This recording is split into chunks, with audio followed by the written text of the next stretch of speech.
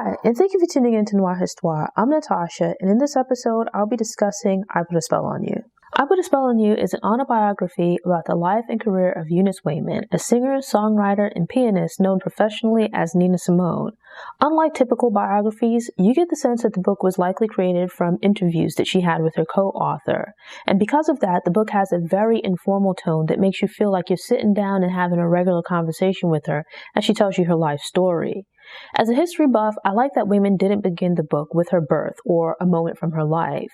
Instead, she took a step back into the past, 1855 to be precise, and told the history of her place of birth, Tryon, North Carolina. She then moved down her family tree and told a bit about each of her ancestors, beginning with her great-great-grandmother. Within just a page or two, you get a wealth of information that gives you a sense of Wayman's hometown and family. It was impressive to hear about how Wayman's father, an uneducated black man in the early 1900s, figured out how to support himself and his family. He started out working for others, but eventually learned various trades, which he then used to set up businesses. The family lived a relatively comfortable life, but then, like many others, were hard hit by the Great Depression. Her father lost some of his sources of income, which negatively affected the family's financial stability. Wayman was born amid this turmoil. The family's resourcefulness and hustle were amazing. Despite having limited means in education, they still figured out a way to keep afloat. During her family's period of prosperity, her mother had been a housewife, but with the family's change in fortunes, she had to find work. I don't think job titles or salaries define the worth of a person, so I have more respect for someone working a humble job to earn an honest living more than someone having too much pride to work. Wayman's parents doing what they had to do to survive showed a lot of grit. Unfortunately, Wayman's dad experienced a very serious illness that prevented him from working for quite some time. There were pros and cons for Wayman that were caused by this event. Mrs. Wayman found work and became more involved with the church, while Wayman's older siblings spent much of the day at school and some found jobs.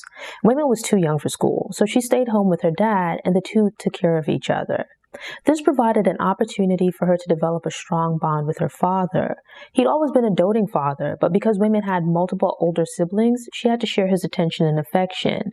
With just the two of them at home, she had him all to herself. Up to that point, Wayman had mostly spent time hanging from her mother's apron strings. When her mother began working, she clung to her father, but also her eldest sister, who was now left in charge of the younger siblings. Wayman formed a close bond with her older sister, who became like a second mother, and was the person who taught her about makeup, clothing, and boys. While she relished in these relationships, I got the sense that Wayman held some resentment towards her mother. Her mom worked and had become a minister in the church, which required her to travel a lot, so she wasn't at home as much. And when she was home, there was a husband and several other children who also wanted her attention. She felt like her mother put the church and God before everything, including the family.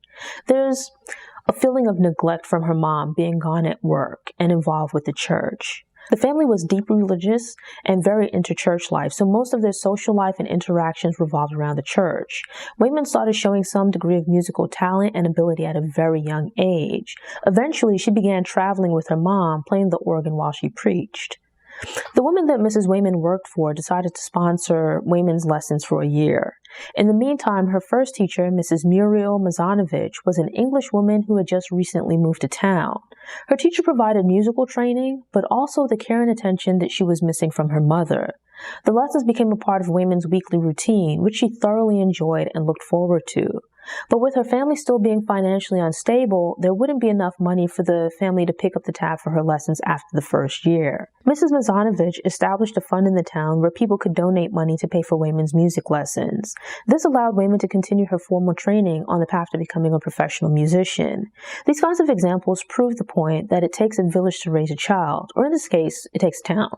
Things worked out for Wayman, but imagine what might not have been if people hadn't pitched in and donated money to support her studies. Her music career could have stagnated in childhood, sending her down a completely different path, depriving the world of Nina Simone. Yet, all was not well in the town. Tryon was supportive of young Eunice Wayman, but it was still a town in America. And this being the South during the 1930s and 1940s, Jim Crow segregation was a fact of life. There were both black and white people in the town, and facilities such as schools, bathrooms, etc. were segregated as they were in other areas of the South. But because of how the city had developed, the boundary lines between black and white neighborhoods were not as obvious, so black and white people lived fairly close. She became well known in her community because of publicity around the fundraiser, and residents took pride in her being from their city. But she noticed and saw things differently as she got older and began moving around town independently, going to her music lessons. As an adolescent, she became aware of the difference in how the two races were treated.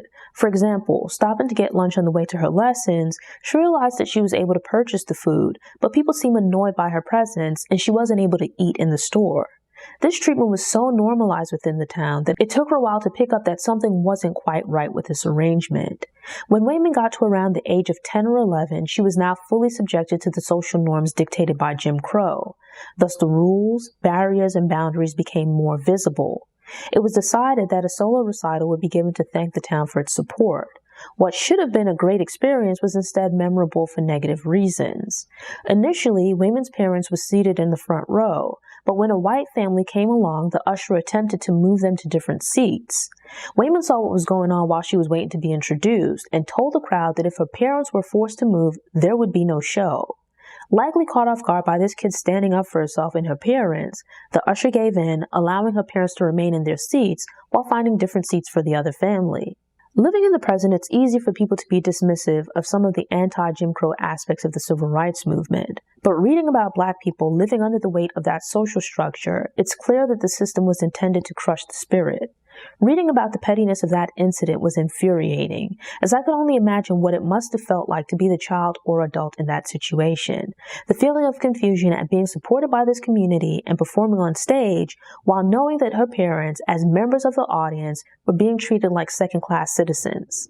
It's like appearing on stage, Wayman was good enough to entertain the crowd, but as a Black person would have been treated far differently if she weren't on the stage. As a child growing up in that environment, it was like being naive to the ways of the world and believing in Santa Claus, the Easter Bunny, and the Tooth Fairy. But then there's a point when you get older and realize that stuff isn't real. Wayman's childhood blinders were falling away, and she began to see things through new eyes. It was a loss of innocence that was made even more traumatizing because her parents had a limited ability to shield her. And at that point, she began to feel the slights of discrimination. Instead of allowing them to have their intended effect of wounding her pride and eliminating her self-esteem, Wayman reacted by speaking out and developing a thicker skin. The Great Depression ended, and her father eventually recovered from his illness, but things didn't return to how they were before. Wayman's father had an independent streak and wanted to work for himself, but his aspirations were stifled by his circumstances. He was simply unable to work as he had in the past, and there weren't a lot of other options for him. Wayman's mom and her older siblings found work and pitched in where they could to fill the gap and help support the family. This left him feeling most likely frustrated and emasculated, as at the time, a huge part of the concept of manhood was a man being able to provide for his family. Despite his shortcomings, Wayman's father was my favorite person in the entire book, even more so than Wayman herself. I just liked the man. He was a sweetheart. Her mom, on the other hand, sounded like a bit of a Debbie Downer, a stickler for the rules and constantly fussing. As Wayman got older, there was a degree of distance between her and her mother. It sounds like her mother might have never been a touchy-feely, physically affectionate person, but there was some degree of intimacy that seemed to get lost with time. Wayman compares the difference between how her mother and music teacher treated her as a child. Mrs. Mazanovich would greet her with a hug and a kiss or pat on the head when she arrived for piano lessons. Conversely, her mom very rarely, if ever, showed her affection or acknowledged her talent. Thus, at the very same time that Wayman was beginning to grapple with the reality of being Black in America, she was also dealing with feelings of isolation. As a child, Wayman felt a profound sense of sadness and loneliness that started, or at least became more acute, when her older siblings started leaving home. Seriously practicing the piano left her with far less free time than her friends and siblings, which resulted in feelings of isolation. She'd been consistently playing and studying piano since the age of 6, and her talent took her away from home, setting her apart from the rest of the family. Everyone needs love and affection, and we first receive it as children, or at least we should. And because people are different, how they express and need to receive love differs. Some parents express love for their children by working hard and otherwise sacrificing to provide for them.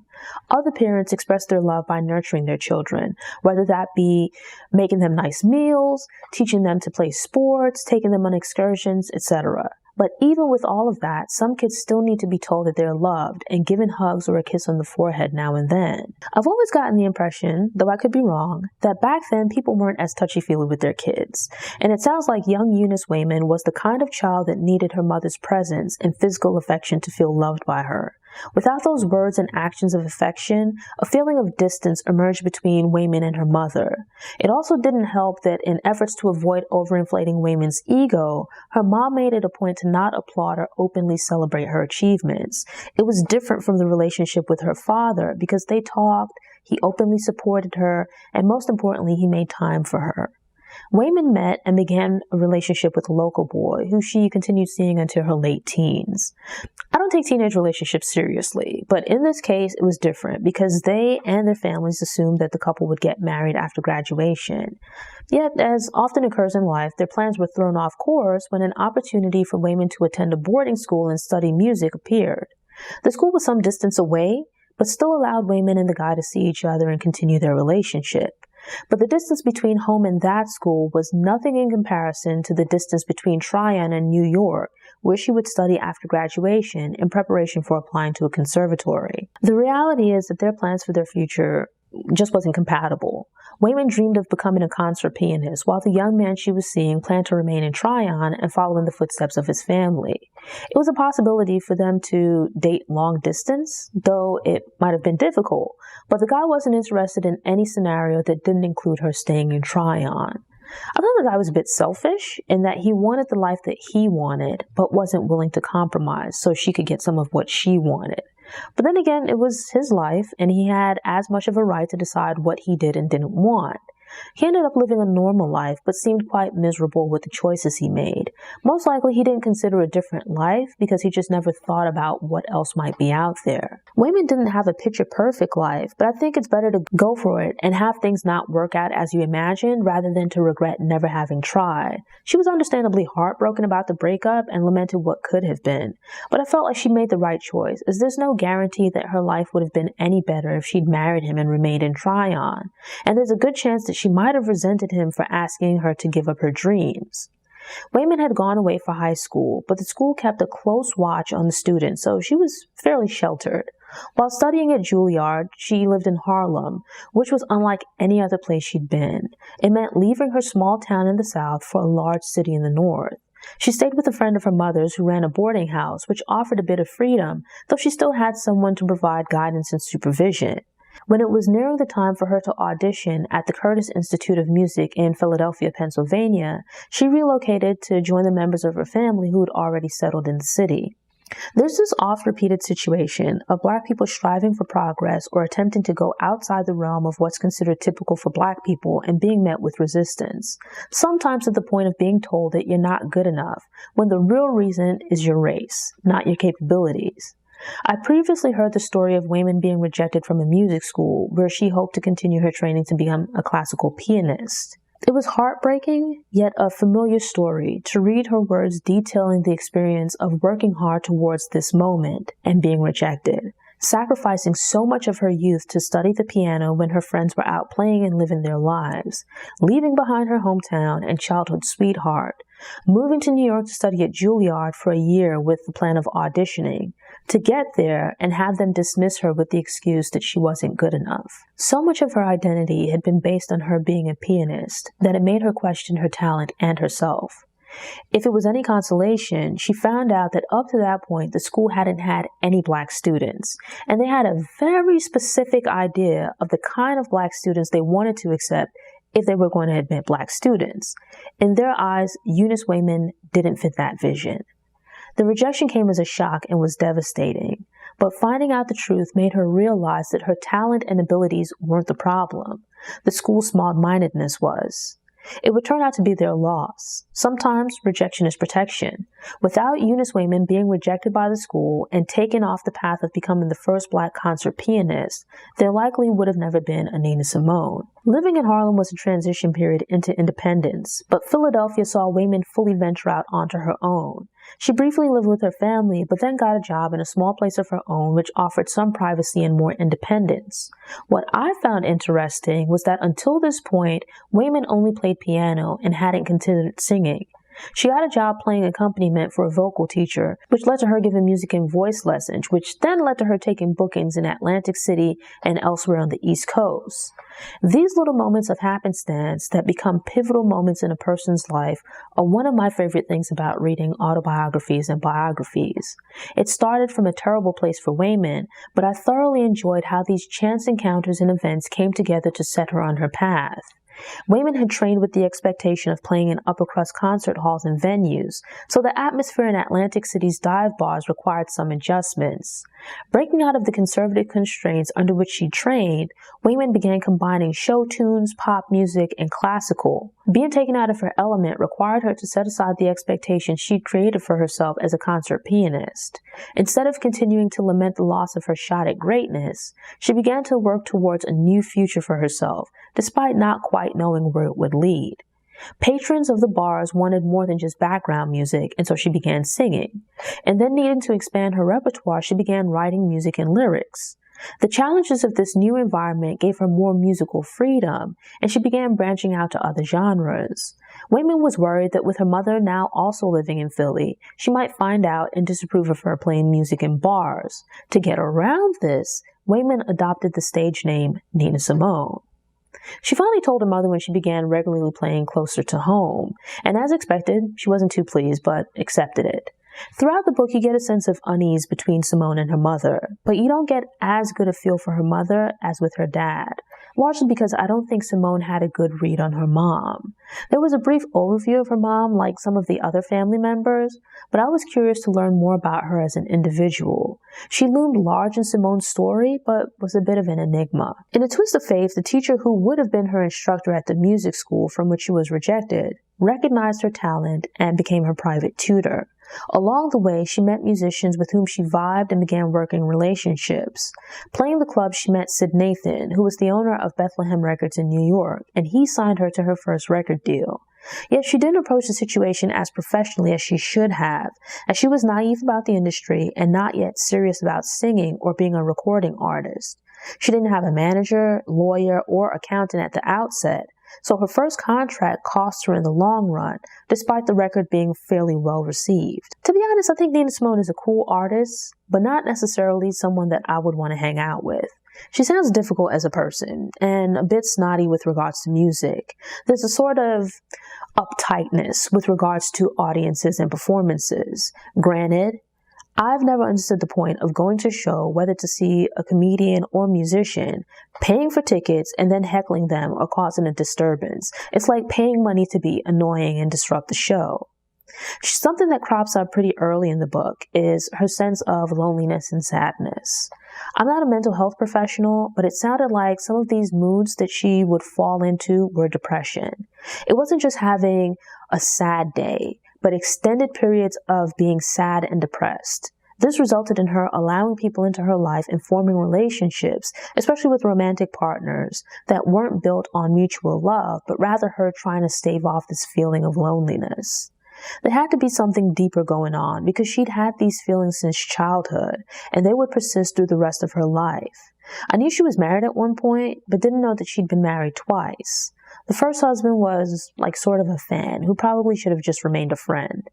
The second husband, Andy Stroud, was a hot mess of red flags, and as their courtship continued, I found myself screaming at her to leave that man where she found him, though I already knew otherwise. The first red flag was that Andy lied about his job being a police officer out of concern that she would disapprove. It doesn't bode well for a relationship if you start off lying about who you are or your values. Then he was pushing for things to become serious immediately rather than allowing the relationship to develop at its own pace.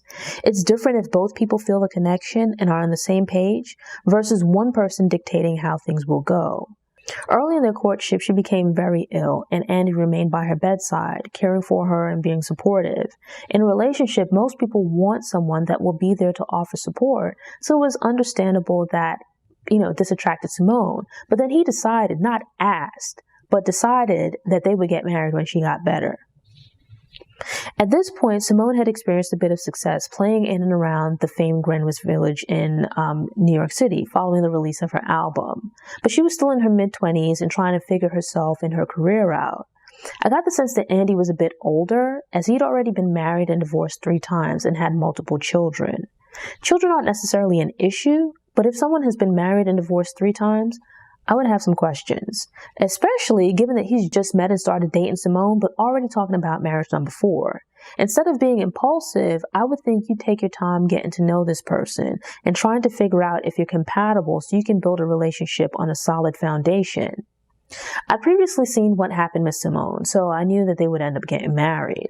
But that didn't stop me from yelling at the book as she got further into the details of the dysfunction of their relationship. The couple went out one night to celebrate their engagement, and Simone was approached by a male fan who passed her a note which she slipped into her pocket. The exchange was a bit rude, as I think most people's romantic partners would take offense. Thus, it would have been reasonable for Andy to be upset, but it's something that they should have talked about. Andy had been drinking heavily throughout the night and since their engagement, becoming unusually quiet and a bit weird. After the exchange between Simone and the fan, he immediately wanted to leave. And once they got outside to wait for a cab, he began hitting her, and it continued the whole way to her apartment. The incident progressed from assault to torture as he pulled out his gun and began interrogating her about her past relationship, and it then progressed to rape. It's an understatement, but Andy had major boundary, control, and anger issues. The documentary made mention of similar incidents in their marriage, and it seemed to revolve around his need to control and dominate. It was a terrible thing to experience, but better to know his true character before getting married, so she could leave without the rigmarole of a divorce and dividing assets. When dating or courting, I think it's perfectly fine to ask someone about their past relationships within boundaries. Past behavior can tell you a lot about the possibilities of their future actions, but unless it's currently affecting their lives or could have an impact on your budding relationship, I don't think you're owed intimate details. I could only imagine the day-to-day terror of being in a relationship with someone of whom you're afraid, especially with Andy being a police officer with a reputation on the street for aggression and violence. I know that all men are not aggressive or violent abusers, as most of the men that I know are regular people. They feel and experience the same emotions as anyone else, hurt and anger included, but they express their feelings and conduct themselves like decent human beings. The problem is that some people play into this idea of aggression and violence being masculine traits, so they don't regard it as being problematic when displayed by men. Thus, they excuse possessiveness, lack of self-control, and immaturity as manliness. Despite Simone being understandably terrified of this man to the point of escaping while he slept and going into hiding for weeks, she still questioned herself. He continued to show clear signs of boundary issues in attempting to track her down and force her to speak with him. I don't believe that closure is a thing, or at least it's not required to move on from a relationship. It's fine if both people want to speak to clear the air, but if one person is pushing for a final sit down, it's most likely to argue about why they don't want to break up. And that's for a regular, I'm just not feeling you anymore breakup. But someone pulls a gun on you and tortures you throughout the night, you shouldn't have anything to talk about. I'm not trying to victim blame here, but I really couldn't understand moving ahead with the marriage. I get not wanting to be alone, but I would think your health, safety, and peace of mind would outweigh any concerns about loneliness. But then again, a lot of people, men and women included, remain in relationships that aren't meeting their needs just to avoid being alone. I've never experienced the overwhelming sense of loneliness that Simone describes, and in that state of mind, it didn't help matters that Andy completely denied that the event ever took place, which was a form of gaslighting. Sure, he saw a therapist, but not for a meaningful amount of sessions, and while they offered insights, he certainly didn't do any work to improve his behavior. And to make matters worse, not only did they get married, but he also became her manager. So he was now part of her personal life and heavily involved with her professional career. This is something I've noticed with a lot of female entertainers, especially from this period. There's a tendency to defer control and direction over their career to their romantic partner, whether or not the man has any experience in the industry. I think this is a byproduct of their belief that men should automatically be in control. Meanwhile, Simone defaulted to overseeing the people they hired to help maintain their household. Simone's manager shouldn't have been Andy, but she did need a manager, and most importantly, a good manager, as she wasn't interested in business. Yet she put no effort into finding proper representation, so she just took whoever came along first. In this case, Andy. And with that, he took over booking shows, managing investments, setting up businesses for publishing, songwriting, and performances, and all other manners of business. And he brought some organization to her career, but he's not the only person that could have done that. And it would later turn out that he made a lot of mistakes that would prove costly in the long run. Eunice Wayman was a person, but within the context of the music industry, she was performing under the name of Nina Simone, a business entity. Simone was the moneymaker, but Andy took control of everything, including the finances. It's fine to have professionals manage your career, but completely abdicating control of your business and finances is a terrible idea. Granted, this period of Simone's life was taking place during the 1950s to 60s, but since then there have been countless stories of athletes and entertainers losing everything because they handed off control of their business and finances. Simone had been living in Greenwich Village and then relocated to Harlem before settling in Mount Vernon, where she bought a home and gave birth to a daughter. The move coincided with a trip to Lagos, Nigeria, where Simone was part of a delegation that visited the country to open an office for some kind of organization. Visiting Lagos was a life-changing experience and sparked an interest in the continent and Simone. She also known Lorraine Hansberry from the village, but the two now lived near each other and became closer friends. Hansberry had already been very involved with the civil rights movement and encouraged Simone to become active. Being in the mix pulled Simone into the movement and started her off on the path of not just being a musician, but also becoming an activist in her own right. She had been aware of racial injustice and discrimination from her personal experiences, yet it had been her family's habit to deal with racism by not speaking about or directly acknowledging race. They passively fought back against prejudice by pushing themselves to work harder and do better, but it was becoming death by a million cuts. Being out on her own and seeing more of the world combined with the microaggressions that she'd experienced growing up in her hometown, sacrificing so much for her plans to attend music school only to be rejected. All of these hurts and slights built up until the 1960s when the civil rights movement shifted into overdrive. Hansberry had been in her ear about getting involved with the movement by figuring out how she could contribute. By this point, Emmett Till had been murdered, the Montgomery bus boycott had taken place, and Dr. Martin Luther King Jr. had penned his letter from Birmingham jail. Simone still wasn't politically and socially awakened until Medgar Evers was assassinated the night after President Kennedy announced that he was planning to present a new civil rights bill to Congress. She then fully exploded after hearing the breaking news of the 16th Street Baptist Church bombing in Birmingham, which resulted in the murder of 4 little girls. Turning the cheek to all of these personal and public incidents of discrimination and racism became unbearable. Blinded by rage, she initially felt the urge to retaliate, but couldn't find the words to express her feelings when her husband intervened. Ironically, from that chaos and momentary inability to form words came a sudden clarity in one of her most iconic songs. Simone realized that her music could be her weapon in the fight for justice and civil rights. Redirecting and channeling that anger brought about the passionate and controversial Mississippi Goddamn. Her mother not supporting her being a secular entertainer might have played a role in Simone not enjoying the success of her early career. But also the mix of music that she'd created playing in bars and clubs brought her success, but not necessarily artistic fulfillment. Simone experienced financial success and increase in popularity, but because she didn't necessarily feel anything for the music, it felt empty. She lacked a sense of purpose because she felt she wasn't making serious music. But that began to change with Mississippi Goddamn, as she moved more into protest songs and came to be regarded as a singer for the movement. Her music gained more weight and importance because there was more meaning and intent behind them. She might not have been doing music exactly the way her mother thought she should, but she still saw herself as doing God's work and trying to be a voice for the civil rights movement and Black people.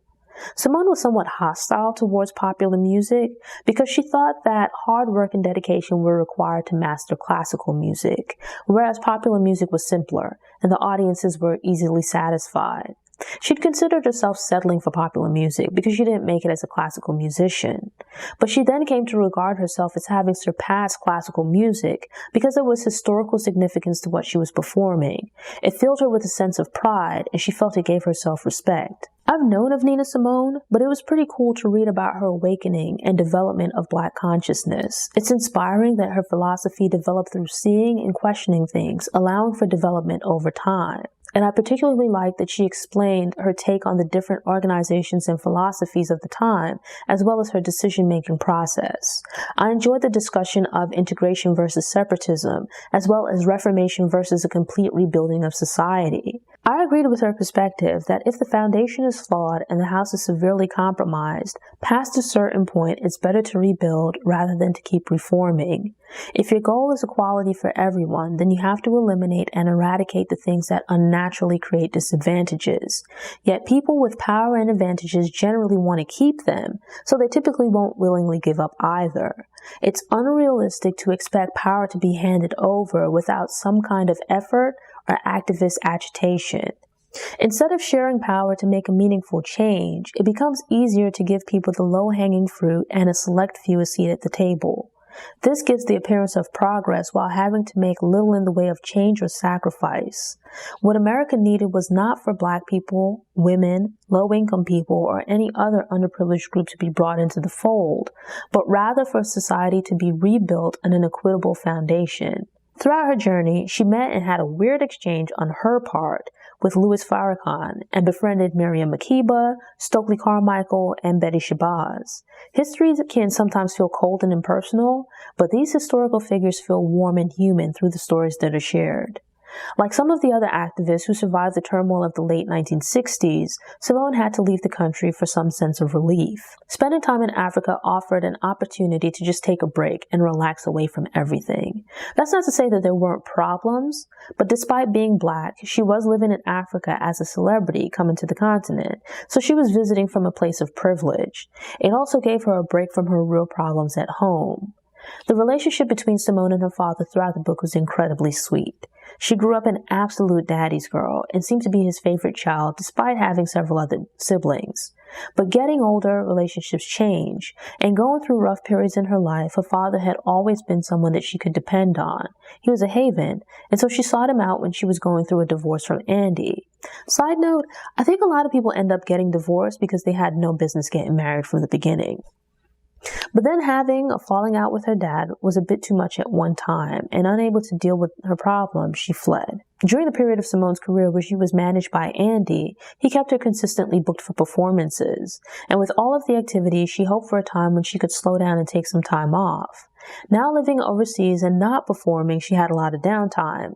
And it seems like with artists, they alternate between being very busy when they're on tour and or have an album out, but then things can be dead quiet when nothing's going on. An artist can be blazing hot one day and their career can be cold the next. So most try to take advantage of opportunities while they can before the music stops, pun intended. The roller coaster can be difficult to manage. Throughout the book, it seemed that Simone would enter these periods of what she describes as an overwhelming sense of loneliness and isolation, which sounded like depression. Most concerts take place in the evening, and the high of performing combined with hanging out afterward can keep someone up until the early hours of the morning. Not getting enough sleep, combined with extremely busy periods of activity, left her feeling physically and mentally exhausted. Constantly being on the go without taking breaks to rest and recharge was a recipe for disaster. There's one point in the book where she described being about halfway through a tour and just falling apart. She hit a roadblock, and it triggered this frantic energy where she was moving about, crying uncontrollably and incoherent. It sounded like an out-of-body experience, where she was operating as a shell of herself, but not really present. On a basic level, she needed a vacation, but long-term could have greatly benefited from speaking to a therapist. Simone seemed very intense and a little off. In some ways, she kind of fit the stereotype of celebrities being a little bit self-centered. That's not to say she was heartless, but rather that she came across at points as being selfish and not having any real regard for other people's feelings. Given the opportunity, she didn't sound like the type of person I would have wanted to hang out with as friends. I honestly didn't understand her reasoning and handling of certain situations. Simone felt like the record industry turned its back on her in retaliation for her becoming involved with the civil rights movement and her being viewed as militant. That could have very well been the case. But I think it might have also been that after she and Andy split, he was no longer working as her manager and she wasn't picking up the slack. With nobody in place to find and negotiate record deals or tours, how would it get done? By the 1970s, record labels probably didn't know what to do with her, and she likely wasn't doing the best job, if she was doing anything, to position herself. Because her personal and professional relationships with Andy had become so intertwined, ending one would have a tremendous effect on the other. But being impulsive, she took a break from Andy without considering or making any plans for how it would affect her career. During this time, she was also dealing with additional issues with family members facing serious illnesses. And then the IRS popped up asking questions about missing tax returns. Both her and Andy vacated the Mount Vernon home, which fell into disrepair and became an albatross. Truly, when it rains, it pours. Simone needed a solid business team in place to help her deal with these problems so she could focus on her personal life. But instead, she chose not to deal with any of it, which was just kicking the can down the road. And somehow, in the midst of this, she felt the best thing to do would be to find a new man to replace her husband. This mission to have someone in her life was a hot mess, but very entertaining. It started with a boyfriend in Barbados, more accurately a lover, then carried on with a married politician, and then what can only be described as an old-school, untelevised reality dating show in Liberia. I will say that Miriam Makeba sounded like the ultimate wingwoman, as she lined up 6 potential husband candidates for Simone to sort through. She goes into details about 2 of the men. One about her age, who was a bit of a perv, and the other was substantially older and stressful. She goes into details about 2 of the men. One about her age, who was a bit of a perv, and the other was substantially older and stressful. It was questionable that she complained about being away from home and her daughter when Andy had her constantly performing. To be clear, I don't have any issues with women having a career or pursuing their interests outside the home. But I thought it was a bit hypocritical that she spent much of the book lamenting her mother being away from home working and active in the church. But then, after she separated from Andy, she enrolled her daughter in a school in Liberia and later a European boarding school and went off about her business. I'm a fairly patient person, but I get irritated with people constantly complaining about things and doing nothing to change the situation. Throughout much of this period, Simone alternates between not wanting to perform and complaining about her lack of work. She briefly resumed a completely professional relationship with Andy, and he arranged a tour in America, which got her back to work. In this capacity, he was described as being more mellow, less pushy and controlling. But then she complained about their relationship being more formal and distant, and him not exerting full control and handling all the details as he had in the past. The tour showed that there was still interest in Simone as a musician and performer, but the problem was that she needed to get her affairs in order. But even in briefly returning to Andy professionally, it mostly happened because he pitched the idea of the tour. She might have figured he was better than nothing, but she really should have put in the time to find someone else, as he was part of the reason she had issues with the IRS. Yet she once again left it up to him to pay off the fines and take care of the judgments that had been decided against her. And surprisingly, he dropped the ball again. How many times does someone have to mess up for you to pull the plug in that working relationship? I couldn't quite figure out if the issue was performing in general or specifically not wanting to perform in America. I got her not wanting to perform in America, as by this time she was haunted by negative memories. But then, performing in Europe, she complained about not having management to handle the business side of things so she could focus on the music. Yet when she moved to Paris and made inquiries about management and promoters, she complained about the people who were willing to fill these roles because she wanted to be in control of everything. What I gathered was that she didn't know what she wanted and was finicky and indecisive. By this point, her situation had been a mess for years, and she'd had more than enough time to speak with other people in the industry, request recommendations, and put together a new professional team to represent her interests. Eventually, Simone buckled down, found a new manager, and arranged for herself to appear at a small club in Paris. Exactly what she should have done years before. She performed in the club for quite a while and slowly rebuilt her career. But the back and forth with wanting and not wanting a manager to take control versus her being involved in the business side continued. She returned to America to shop audio and video recordings of her Paris performances, which seemed to go nowhere, but did allow her to connect with a new manager in America. He delivered by procuring a record deal, organizing a tour, and finally getting her tax situation sorted out.